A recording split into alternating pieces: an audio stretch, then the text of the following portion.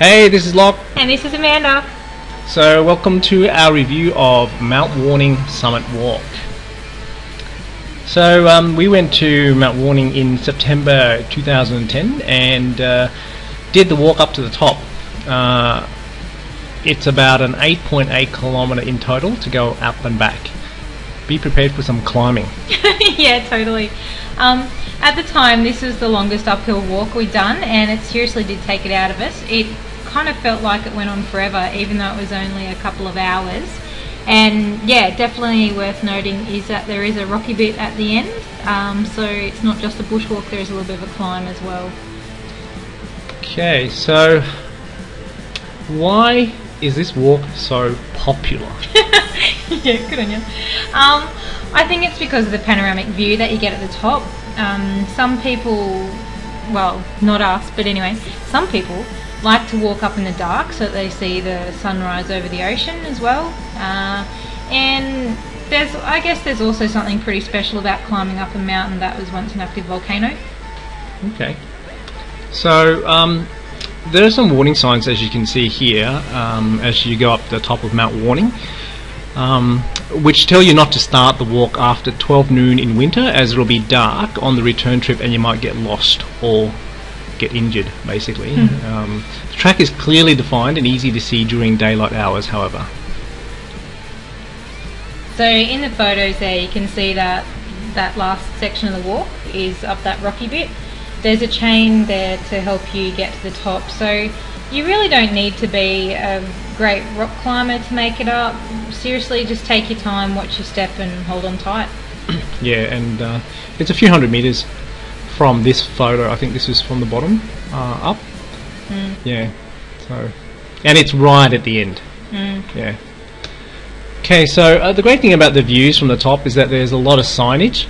This means you know that you are looking at landmarks like Mount Cougal, Mount Marino, Springbrook Mountain and the Tweed River. So on a clear day, there are views over to the coastline down as far as Byron Bay. Except, as you can see, when we were up there, yeah, it was a bit cloudy, so we didn't see that far. Didn't go that well. Yeah. So, hot tip number one. So hot tip number one, you may actually choose not to climb Mount Warning at all.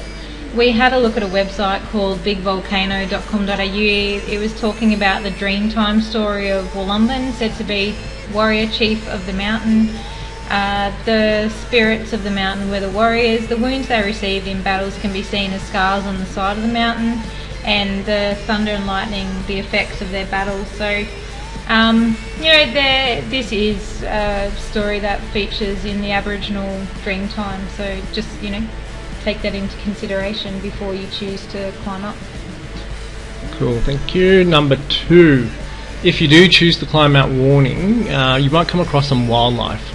There are a few bush turkeys running around at the summit on the day that we were there.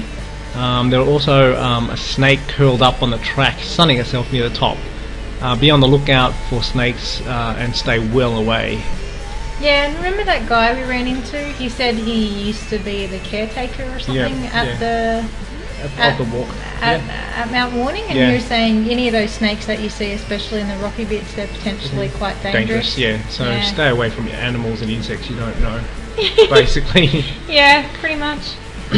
So then, I must say, this is my favourite hot tip, but anyway, hot tip number three would have to be a view of Mount Warning bed and breakfast. This place is just great. Really good value, the rooms were clean, the view is fantastic. The breakfast, pretty much any sort of breakfast food you could want was on offer. In the photos there, that's just the round one, which was obviously a bit of fruit there, yogurt, cereal, goes on to cooked breakfast, bacon, mushrooms, you know, anything you could think of, it's all there. Homemade jams are really good too. Had some of those on our toast. Also, which was quite unusual, we ate so much that we actually weren't hungry by the time we got to the top of Mount Warning. And I mean, like, when was the last time that happened? Yeah, we're normally always hungry, so we bring a lot of snacks, but this is a big meal. Yeah. So it got us to the top of Mount Warning quite well. So yeah, highly recommended, a view of Mount Warning bed and breakfast. So hot tip number four, always check the national parks websites before you go. It will notify you of things like track closures etc. And in New South Wales, you should look at www.environment.nsw.gov.au before going on any bushwalks. Okay, so where is it exactly? Yeah, good question.